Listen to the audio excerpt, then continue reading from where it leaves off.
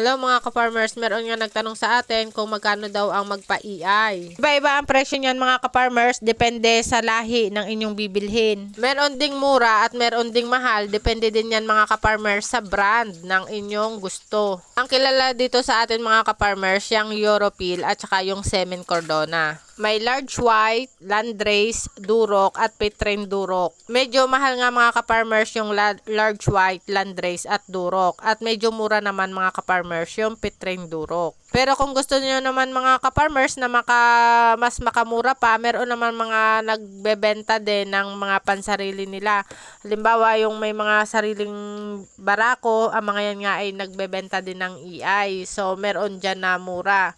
At ang pagbili dyan mga ka-farmers ng EI ay may mga kasama ng technician. Ibig sabihin, pag bumili ka ng EI, may taga-sumpit ng kasama. Natatandaan ko mga ka-farmers, dati may binilhan kami ng EI. So, yun nga ay 700. Nung sinabi namin na marunong kaming magsumpit, ay nagbawas lamang siya ng 100. So, naka-discount kami. Meron din naman mga ka-farmers na mas mababa pa doon. Ang kilala dito mga ka-farmers na binibilhan ng EI, ay yan nga Gold Star. At diyan nga mga ka-farmers, kami ay bumili ng dalawang EI. Yun nga ay 390 lamang.